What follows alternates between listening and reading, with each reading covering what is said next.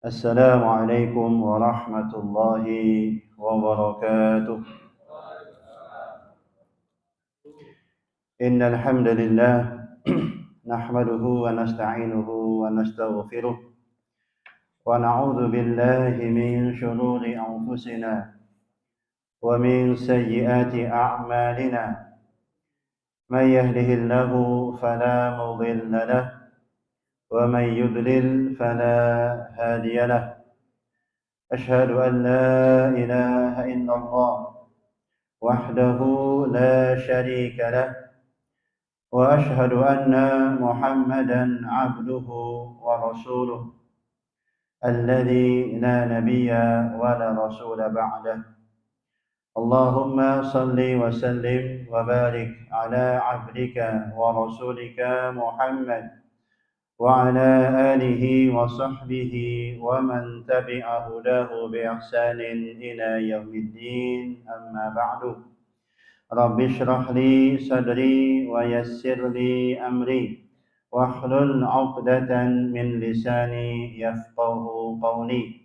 اللهم إنا نسألك علما نافعا ونعوذ بك من علم لا ينفع. اللهم بك أصبحنا وبك أمسينا وبك نحيا وبك نموت وإليك النشور. Ma'asyiral muslimin, bapak-bapak, ibu-ibu sekalian, jamaah salat subuh Masjid Nurul Islam yang semoga senantiasa dirahmati Allah Subhanahu wa taala.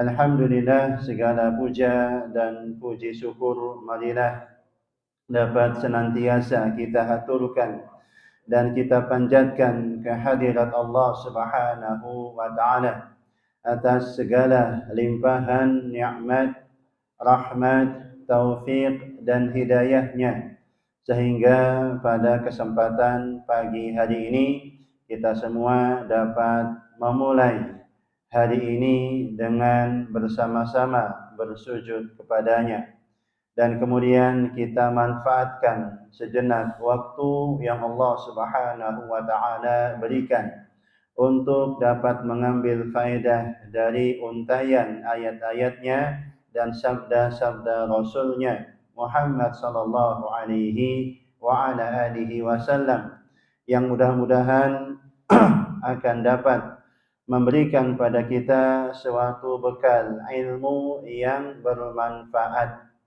dalam kita menjalani kehidupan di muka bumi ini sampai nanti pada saatnya kita berjumpa dengan Allah Subhanahu wa taala. Ma'asyiral muslimin, bapak-bapak, ibu-ibu sekalian yang semoga senantiasa dirahmati Allah Subhanahu wa taala. Pada kesempatan pagi hari ini, mari kita dapat sama-sama belajar untuk dapat menjadi individu-individu muslim yang memiliki jiwa besar, memiliki kemuliaan dengan dapat mengimplementasikan karakter memaafkan kesalahan orang lain. Ma'asyiral muslimin, bapak-bapak, ibu-ibu sekalian yang semoga senantiasa dirahmati Allah Subhanahu wa taala.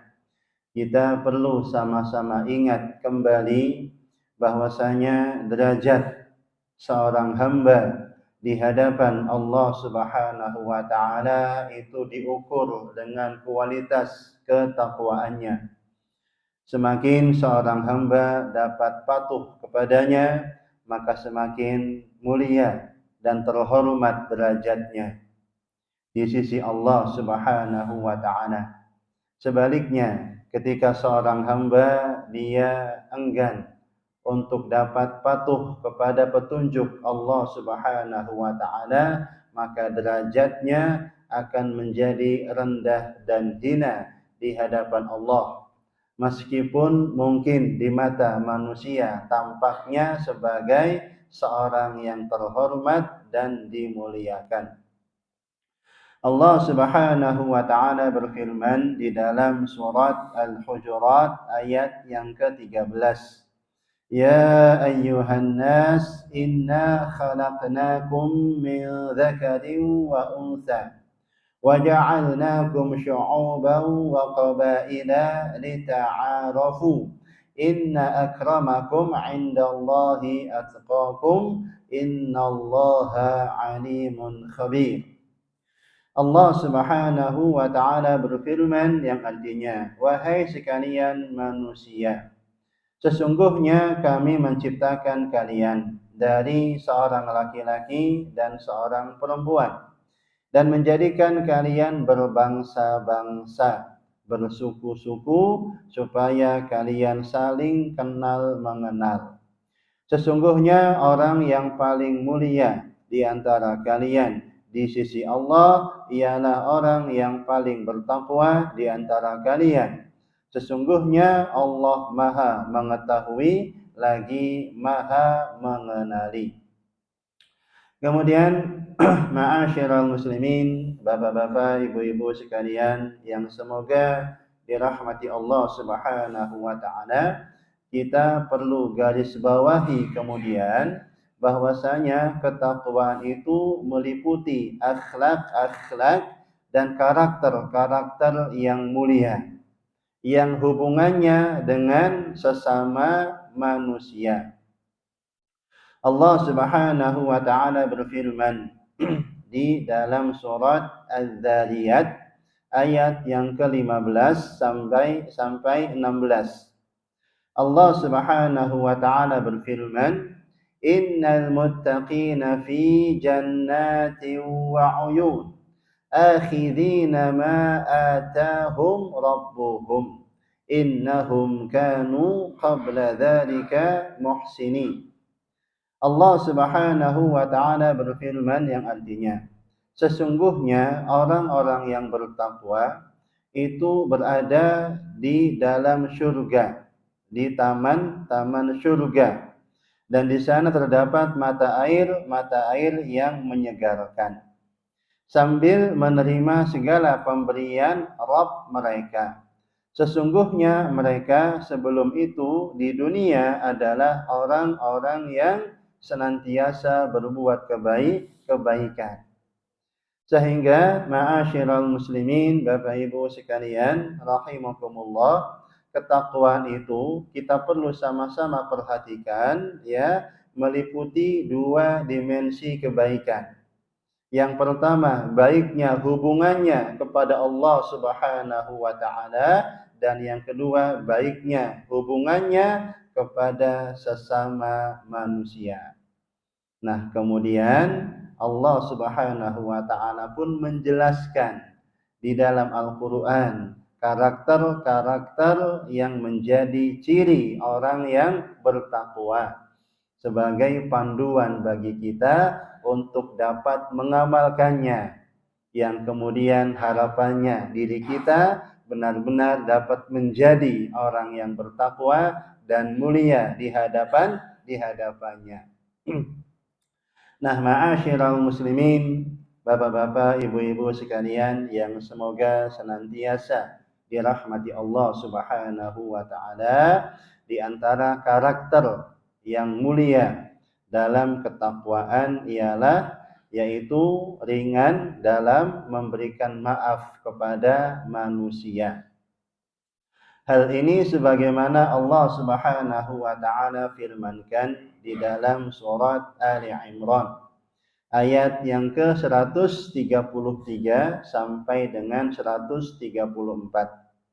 Allah Subhanahu wa taala berfirman, وَسَارِعُوا إِلَى مَغْفِرَةٍ مِّن رَّبِّكُمْ وَجَنَّةٍ عَرْضُهَا السَّمَاوَاتُ وَالْأَرْضُ أُعِدَّتْ لِلْمُتَّقِينَ الَّذِينَ يُنفِقُونَ فِي السَّرَّاءِ وَالضَّرَّاءِ وَالْكَاظِمِينَ الْغَيْظَ وَالْعَافِينَ عَنِ النَّاسِ وَاللَّهُ يُحِبُّ الْمُحْسِنِينَ.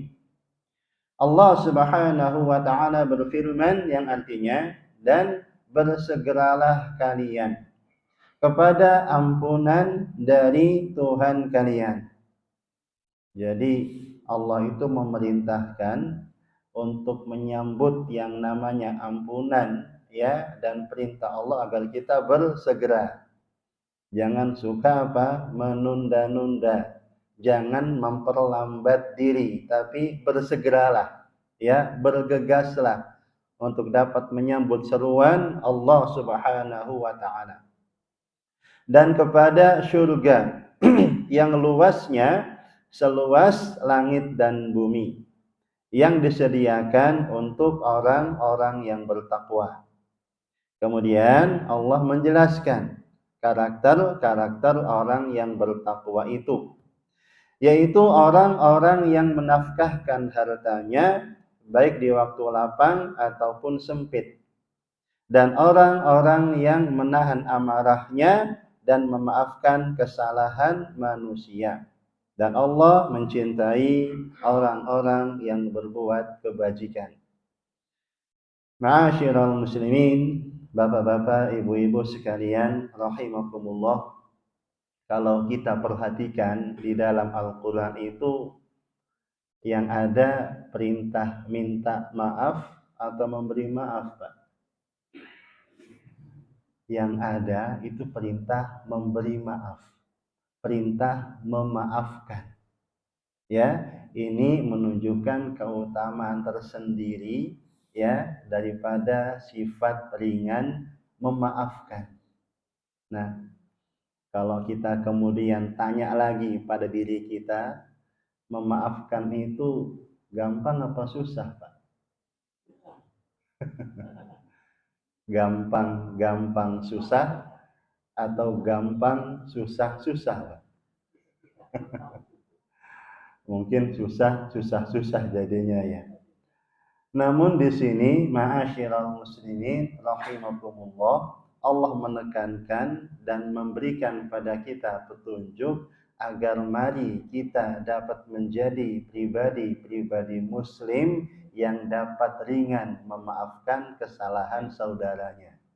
Meskipun itu bukan perkara yang mudah memang.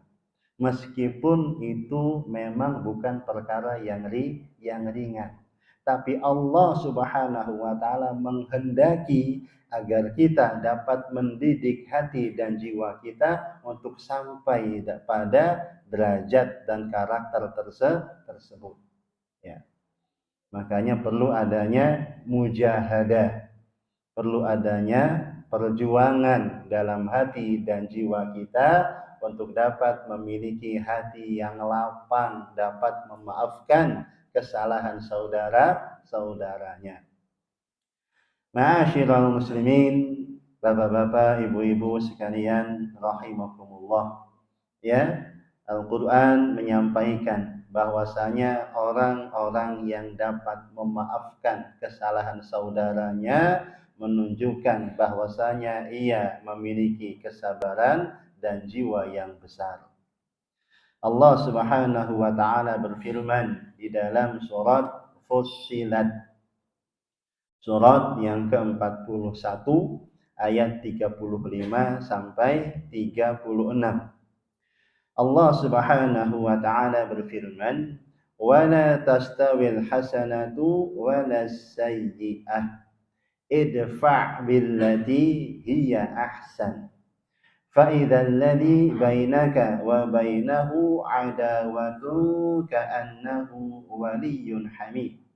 Wa ma yulaqaha illa alladziina sabaru wa ma yulaqaha illa dzu hadzin 'adzim." Allah Subhanahu wa taala berfirman yang artinya, dan tidaklah sama antara kebaikan dan kejahatan. Tolaklah kejahatan itu dengan cara yang lebih baik. Ini ma'asyiral muslimin, Bapak Ibu sekalian rahimakumullah, kalau kita buka tafsirnya, maka para ulama memberikan penjelasan, mari kita dapat sama-sama menghadapi kata-kata yang buruk dengan kata-kata yang baik, sifat kasar dengan kelemah lembutan, dan gangguan dengan pemaafan. Ya, jadi kita dapat juga memaafkan. Maka tiba-tiba orang yang antaramu dan antara dia ada permusuhan seolah-olah telah menjadi teman yang sangat setia, waliyun hamim, teman yang sangat akrab, dekat dan setia. Sifat-sifat yang baik itu tidak dianugerahkan, ya, melainkan kepada orang-orang yang berjiwa sabar, memiliki kemuliaan, memiliki kesabaran, dan tidak dianugerahkan melainkan kepada orang-orang yang memiliki bahagian keuntungan yang besar. Dalam tafsirnya, para ulama rahimahumullah juga menjelaskan ayat ini turun berkenaan dengan Abu Sufyan bin Harb radhiyallahu taala anhu. Siapa Abu Sufyan ini, Pak? Mantan tokoh kafir Quraisy yang masuk Islam setelah Fathu Mekah, setelah penaklukan kota Mekah.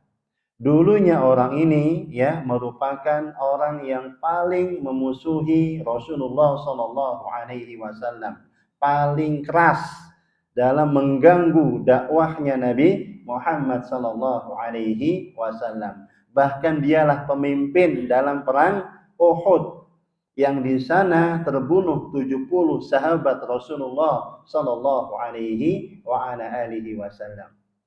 Kemudian, ma'asyiral muslimin rahimakumullah, ketika terjadi Fathu Makkah, ya, Rasulullah Shallallahu Alaihi Wasallam pun dengan kalau saya katakan kebijaksanaannya menyampaikan kepada masyarakat Mekah 3 hal, ya, kalau kita ingat. Ketika itu Rasulullah Shallallahu Alaihi Wasallam menyampaikan kepada masyarakat Mekah, yang pertama, barang siapa yang masuk rumahnya maka dia aman. Barang siapa yang masuk ke masjid maka dia aman. Barang siapa yang ketiga masuk ke rumahnya Abu Sufyan maka dia aman. Maka kemudian Abu Sufyan pun tersentuh hatinya dan masuk Islam. Padahal dahulunya adalah orang yang paling memusuhi dakwahnya Rasulullah Shallallahu Alaihi Wasallam. Dan waktu itu pun Rasulullah Shallallahu Alaihi Wasallam menerimanya dengan lapang dada. Bahkan kemudian, ya, Abu Sufyan menikahkan putrinya kepada Rasulullah Shallallahu Alaihi Wasallam. Ada salah seorang istri Rasulullah Shallallahu Alaihi Wasallam yang merupakan putrinya Abu Sufyan, yaitu Ummu Habibah, namanya Ramlah binti Abi Sufyan, ya, menjadi Ummul Mukminin, menjadi salah satu istrinya Rasulullah Shallallahu Alaihi Wasallam, putrinya Abu Sufyan, ya. Maka di sini Allah katakan, maka tiba-tiba orang yang diantaramu dengan dia dahulunya ada permusuhan, maka seakan-akan telah menjadi teman yang sangat setia. Ya. Kemudian, ma'asyiral muslimin, bapak-bapak, ibu-ibu sekalian rahimakumullah, memberikan maaf kepada manusia bukan berarti kemudian membuat derajat kita menjadi rendah dan hina. Bahkan sebaliknya, dengan memaafkan, Allah Subhanahu wa taala akan tinggikan derajat kita dan berikan pada kita kemuliaan. Rasulullah Sallallahu Alaihi Wasallam bersabda dalam hadis yang diriwayatkan Imam Muslim rahimahullah, "Ma naqasat shadaqatun min ma." Tidaklah sedekah itu akan mengurangi dari harta sedikit pun. Ya.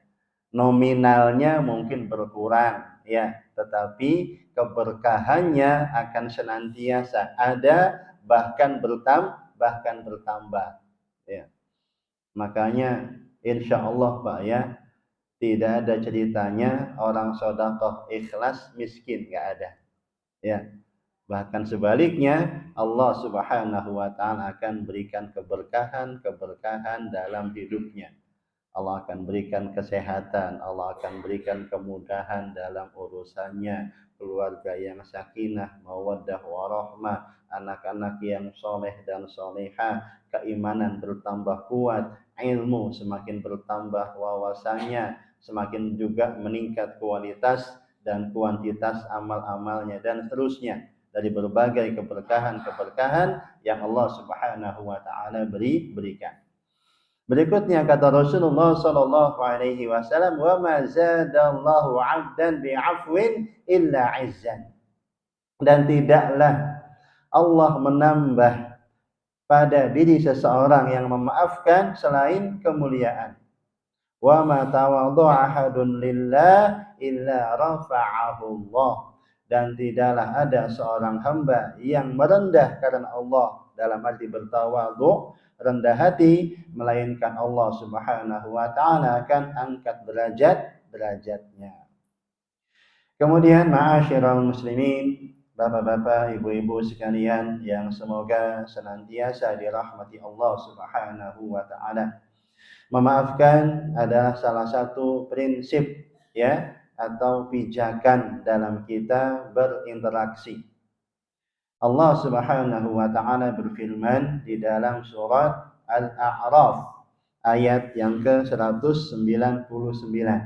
Nah ini, ma'asyiral hadirin, Bapak Ibu sekalian rahimakumullah, ayat ini mari dapat kita pegang erat-erat, kita perhatikan baik-baik.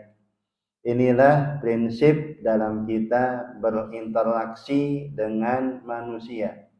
Allah sampaikan dalam satu ayat yang terdiri dari 3 kalimat yang ringkas.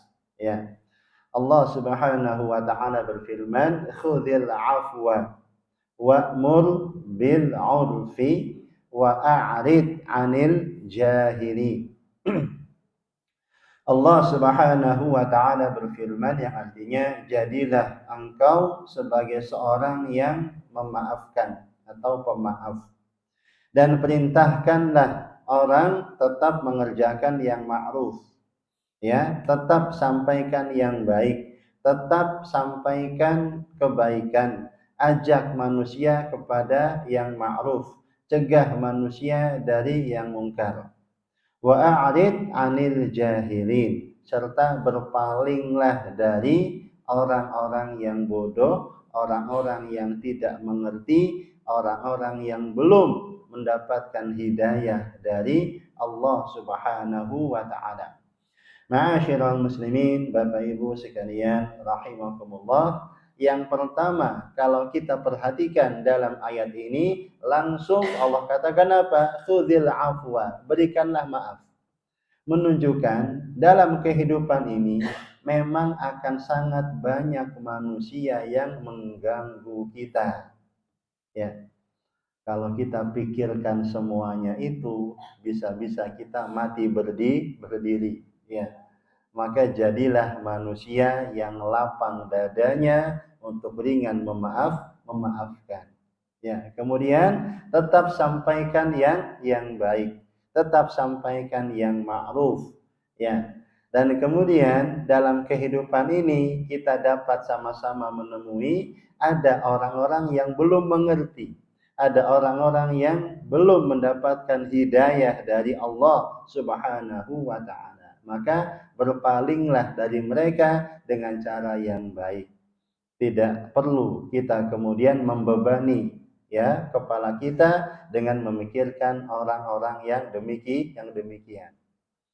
Makanya dalam ayat yang dibaca oleh imam tadi ada juga karakter ibadur rahman yang mulia. Bagaimana? Wa idza khatabahumul jahiluna qalu salama. Apabila mereka disampaikan perkataan oleh orang-orang yang bodoh, maka mereka qalu salama. Mereka berpaling dengan cara yang indah, dengan cara yang menyelamatkan. Tidak kemudian membuat hal-hal yang dapat ya membuat merusak ya keadaan kehidupannya. Ya. Ma'asyiral muslimin, Bapak-bapak, ibu-ibu sekalian rahimakumullah, oleh karenanya para ulama ketika mendefinisikan akhlak yang mulia itu memasukkan ya prinsip memaafkan dalam ya salah satu definisinya. Ada satu penjelasan yang sangat indah dari Al-Imam Abdullah ibnul Mubarak rahimahullah tentang akhlak yang mulia. Beliau rahimahullah menjelaskan akhlak yang mulia itu meliputi 3 hal. Yang pertama, bazlun nada. Kita dapat ringan membantu kesulitan orang lain. Yang kedua, wakaful adza. Tidak mengganggu orang lain. Kemudian, wa talaqatul wajhi. Menampakkan wajah yang berseri-seri. Inilah ya implementasi akhlak yang mulia. Kita suka menolong orang, ya, ringan membantu orang, tidak mengganggu orang, wajahnya menyenangkan. Dan kemudian ditambah lagi oleh Imam Ahmad bin Hanbal yaitu wahtimalul adza, dan orangnya itu kuat, ringan dalam menghadapi gangguan-gangguan yang datang kepada dirinya. Dengan kata lain, dia dapat memaafkan kesalahan manusia. Ma'asyiral muslimin, bapak-bapak, ibu-ibu sekalian yang semoga senantiasa dirahmati Allah Subhanahu wa taala. Allah Subhanahu wa taala Tuhan kita adalah Tuhan yang memiliki nama Al-Ghafur. Al-Ghafur artinya apa? Yang Maha mengampuni. Allah juga punya nama Al-Afu, artinya yang Maha memaafkan. Kita adalah seorang hamba yang butuh dengan ampunan dan maafnya Allah. Ya. Maka apabila kita ingin dimaafkan, diampuni oleh Allah, maka mari kita pun menjadi orang-orang yang dapat ringan memaafkan kesalahan saudara-saudaranya. Allah Subhanahu wa taala berfirman di dalam surat An-Nur ayat yang ke-22. Wala ya'tali ulul fadli minkum was-sa'ati ay yu'tu ulil qurba wal masakina wal muhajirina fi sabilillah wal ya'fu wal yasfahu ala tuhibbuna ay yaghfirallahu lakum wallahu ghafurur rahim. Allah Subhanahu wa taala berfirman yang artinya, dan janganlah orang-orang yang mempunyai kelebihan dan kelapangan di antara kalian bersumpah bahwa mereka tidak akan memberi bantuan kepada kaum kerabatnya, yaitu orang-orang yang miskin dan orang-orang yang berhijrah di jalan Allah. Dan hendaklah mereka memaafkan dan berlapang dada. Apakah kamu tidak ingin bahwa Allah mengampunimu? Dan Allah adalah Tuhan yang Maha Pengampun lagi Maha Penyayang. Ma'asyiral muslimin, bapak-bapak, ibu-ibu sekalian yang semoga dirahmati Allah. Ayat ini turun ya memiliki latar belakang kisah. Ketika di Madinah terjadi peristiwa haditsul ifki, ya, peristiwa tersebarnya tuduhan bahwa ibunda Aisyah istri Rasulullah Shallallahu Alaihi Wasallam telah berselingkuh dengan Safwan bin Al-Mu'attal. Jadi ketika itu kisahnya dalam perang Al-Muraisi, ya, itu ibunda Aisyah tertinggal dari rombongan ya Rasulullah dan para sahabat-sahabatnya. Kemudian apa? Beliau tertidur di perjalanan karena lelahnya. Rasulullah Shallallahu Alaihi Wasallam menugaskan memang ada sahabat yang dipasang agak jauh di belakang untuk menyisir kalau ada barang-barang yang jatuh atau tertinggal.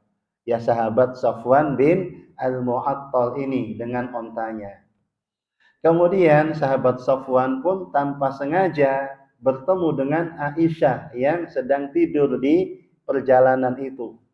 Maka Safwan dengan penuh rasa hormat, ya, dengan sopan dia persilakan Aisyah naik ke ontanya. Dituntunlah onta itu oleh Safwan sampai ke Madinah. Sampai di Madinah orang-orang munafik melihat Aisyah naik onta dituntun oleh Safwan. Orang-orang munafik seakan-akan dapat bahan untuk apa? Untuk menghancurkan, menghantam rumah tangga Rasulullah Sallallahu Alaihi Wasallam. Maka disebarkanlah, ya, berita bohong, berita dusta bahwa Aisyah telah berselingkuh dengan Safwan bin Al-Mu'attal ini. Termasuk ada orang-orang yang turut menyebarkan kisah itu adalah seorang yang bernama Mistah. Mistah ini adalah seorang pelayan, ya, di rumahnya Abu Bakar dan juga merupakan seorang yang masih kerabat dengan Abu Bakar. Bayangkan Pak, betapa sakitnya hati Abu Bakar. Putrinya dituduh berselingkuh oleh Mistah yang dia merupakan pembantunya dan sekaligus juga kerabatnya. Maka Abu Bakar pun sempat punya niat, punya tekad, saya tidak akan lagi membantu Mistah selama-lamanya. Ya, tidak akan apa? Lagi membantu Mistah, tidak akan memberikan santunan yang biasanya saya lakukan. Tapi ternyata Allah Subhanahu wa taala menghendaki perkara yang lain. Allah turunkan ayat ini, ya, memberikan arahan kepada sahabat Abu Bakar agar tidak melakukan perbuatan itu dan tetap memberikan santunan kepada Mistah. Ya. Dan kemudian memaafkannya. Sebagaimana kamu juga ingin mendapatkan maaf dari Allah Subhanahu wa taala. Luar biasa itu. Tidak mudah, ya, bagi seorang ayah mengetahui putrinya dituduh berselingkuh oleh kerabatnya sendiri. Tapi Allah perintahkan agar apa? Dapat punya hati yang lapang, punya jiwa besar, dapat memaafkan. Ya. Oleh karenanya pada saat yang sama, ma'asyiral muslimin, bapak-bapak, ibu-ibu sekalian rahimakumullah, memaafkan ini juga memiliki ganjaran yang luar biasa besar. Ganjarannya itu tak terhingga, tanpa batas, ya. Uncountable and unlimited, ya. Pahala memaafkan itu tanpa batas. Allah lipat gandakan dengan kehendaknya. Allah Subhanahu wa taala berfirman di dalam surat Asy-Syura ayat yang ke-40. Surat yang ke-42 ayat yang ke-40. Wa jazaa'u sayyi'atin sayyi'atun mithluha. Faman 'afa wa aslaha fajruhu 'ala Allah. Innahu la yuhibbul zalimin. Allah Subhanahu wa taala berfirman yang artinya, dan balasan suatu kejahatan adalah kejahatan yang serupa.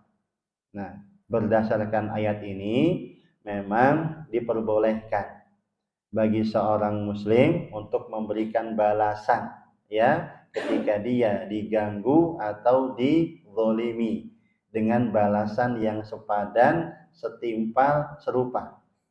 Namun kemudian Allah sampaikan, faman 'afa wa aslaha fajruhu 'ala Allah.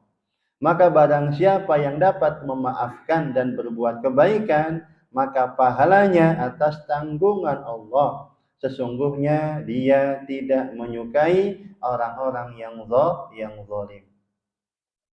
Sedikit kembali kepada kisah sahabat Abu Bakar dan Mistah tadi, para ulama juga memberikan penekanan, ya, bahwa keluarga kitalah yang menjadi orang-orang yang paling utama untuk kita dapat senantiasa memaafkan, ya, kesalahan mereka. Allah Subhanahu wa taala berfirman di dalam surat At-Taghabun ayat 14 insyaallah. Allah Subhanahu wa taala berfirman, "Ya ayyuhalladzina amanu inna min azwajikum wa auladikum aduwwan lakum fahdharuhum wa in ta'fu wa tasfahu wa taghfiru fa innallaha ghafurur rahim." Allah Subhanahu wa taala berfirman yang artinya, wahai sekalian orang-orang yang beriman, sesungguhnya di antara istri-istri kalian, di antara anak-anak kalian ada yang menjadi musuh dalam kehidupan kalian. Maka waspadalah dan berhati-hatilah kalian. Tetapi apabila kalian memaafkan, melapangkan dada kalian dan mengampuni mereka, maka sesungguhnya Allah adalah Tuhan yang Maha Pengampun lagi Maha Penyayang. Saya teringat kisahnya Roni Patinasarani. Siapa itu, Pak? Kiper tim nasional tahun 70 ya. Back dia, bukan kiper. Kipernya Roni Paslah kipernya ya. Sampai apa saya? Insyaallah. Dia ini terlepas dari agamanya, Pak ya. Terlepas dari agamanya, Bang Roni ini punya anak yang pelaku pecandu narkoba. Ya. Dan waktu itu benar-benar anaknya ini benar-benar mengganyang orang tuanya, menyusahkan orang tuanya luar biasa. Ya. Kemudian sampai sang anak pun kecanduan narkoba dan harus masuk ke tempat rehabilitasi. Dan ketika itulah sang anaknya pun sadar bahwa teman-temannya yang bersama-sama dia sudah pergi meninggalkan dia semuanya. Tinggallah sang ayah ini, Roni Patinasarani, senantiasa ada untuk bisa merawatnya. Sampai Bang Roni ini habis hartanya, dia jual semua rumah isi rumahnya, kendaraannya untuk mengobati anak-anaknya. Itulah bagaimana hendaknya kita dapat senantiasa ya membuka pintu maaf bagi keluarga kita, anak kita ataupun istri kita. Ya. Kemudian ma'asyiral muslimin, Bapak-bapak, Ibu-ibu rahimakumullah, terdapat tauladan juga yang sangat indah dari para nabi dan rasul alaihi wassalatu wassalam dalam mereka memaafkan ya kesalahan saudaranya, kesalahan orang lain. Yang pertama kita dapat sama-sama lihat dalam kisah Nabiullah Yusuf alaihi salatu wassalam. Kita sama-sama ketahui Nabi Yusuf ini adalah seorang nabi yang dizolimi oleh saudara-saudaranya. Nabi Yusuf alaihissalam dibuang ke dalam sumur tua, dijauhkan dari ayahnya. Dia pun hidup terlunta-lunta sampai kemudian dijual di pasar budak di Mesir. Ya, sampai panjang perjalanannya, ya masuk ke istana, terfitnah, masuk penjara, sampai akhirnya keluar penjara, menakwilkan mimpinya raja, akhirnya menjadi seorang perdana menteri di Mesir.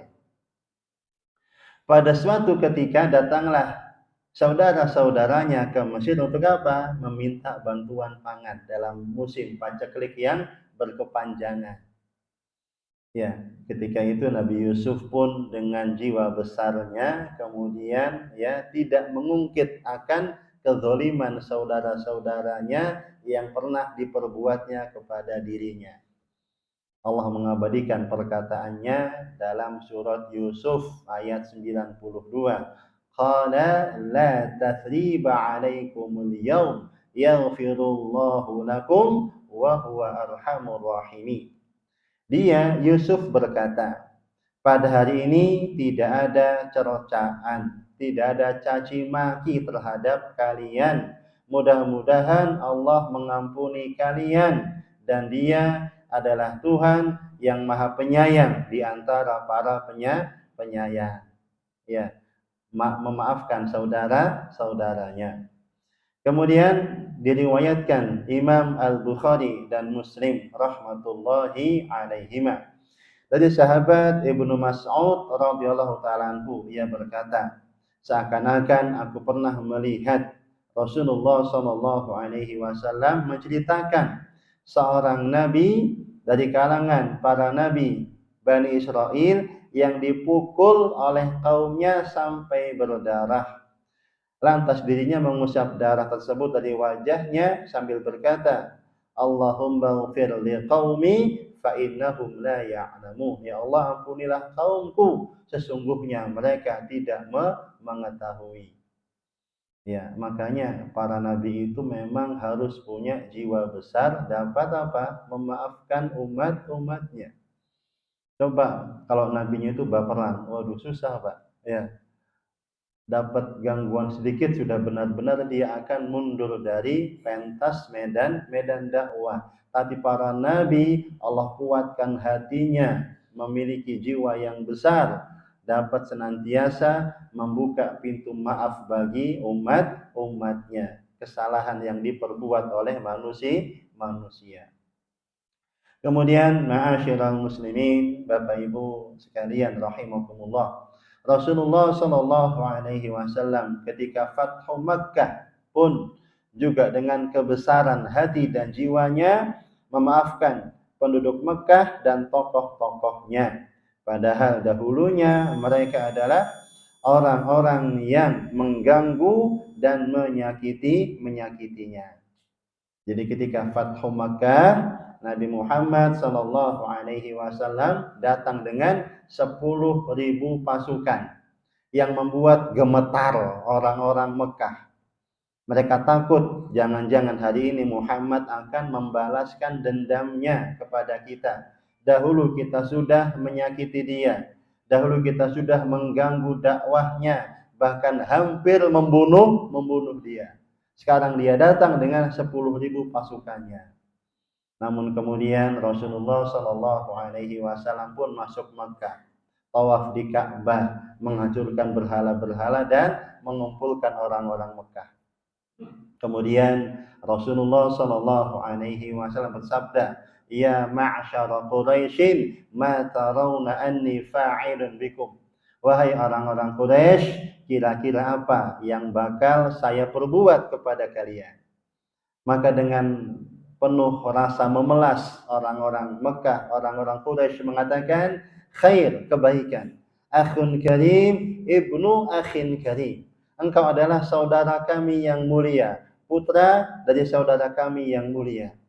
Maka Rasulullah Shallallahu Alaihi Wasallam kemudian bersabda, idhabu fantumut tulaqa. Pergilah kalian semua bebas pada hari ini. Kemudian ma'asyiral muslimin rahimakumullah, jika memang kita perlu membalas, maka berikanlah balasan dan hukuman yang sepadan. Jadi membalas kezaliman ini bukan kemudian dilarang, tapi diperbolehkan. Hanya kemudian Allah memberikan catatan yang pertama dengan pembalasan yang sepadan, dan kalau kita dapat memaafkan, maka itu lebih baik. Karena memang ada kalanya dalam kehidupan ini tidak dapat kita pungkiri ada orang-orang yang perlu untuk dihukum untuk dapat memberikan efek jerah. Ya. Allah Subhanahu wa taala berfirman dalam surat An-Nahl ayat yang ke-126. Wa in 'aqabtum fa'aqibu bimithli ma 'uqibtum bih wa la in sabartum lahuwa khairun lis-sabirin. Dan apabila kalian memberikan balasan, maka berikanlah balasan dengan balasan yang sama, yang serupa, yang setimpal dengan siksaan yang ditimpakan kepadamu. Akan tetapi jika kamu bersabar, dalam kurung memaafkan, sesungguhnya itulah yang lebih baik bagi orang-orang yang bersabar. Membalas dengan setimpal. Ini masalahnya, Pak. Ini yang tidak mudah. Karena biasanya kalau kita sudah ada unsur membalas, terkontaminasi dengan apa? Hawa nafsu. Nah, sehingga tidak mudah dapat memberikan balasan yang sama, balasan yang setimpal. dan Allah memberikan petunjuk kemudian, apabila kalian bersabar, memaafkan, itulah yang lebih baik bagi orang-orang yang bersabar. Dalam arti mereka pasti mendapatkan balasan ya tersendiri dari Allah Subhanahu wa ta'ala. Demikian kiranya ma'asyiral muslimin rahimakumullah, beberapa hal yang dapat kita kaji pada kesempatan pagi hari ini. Mudah-mudahan Allah Subhanahu wa taala memberikan pada kita ilmu yang bermanfaat. Allah Subhanahu wa taala kemudian memberikan pada kita taufik untuk dapat memiliki hati yang dapat ringan memaafkan. Allah Subhanahu wa taala berikan pada kita juga keistiqomahan dalam jalan yang lurus, di atas jalan yang benar sampai kita wafat meninggal dunia dalam keadaan bertauhid dan husnul khatimah. Allahumma amin. Demikian yang dapat kami sampaikan. Aqulu qouli hadza wa lakum minkum. Kami akhiri, subhanakallahumma wa bihamdika asyhadu an la ilaha illa anta astaghfiruka wa atubu ilaik. Wassalamu alaikum warahmatullahi wabarakatuh.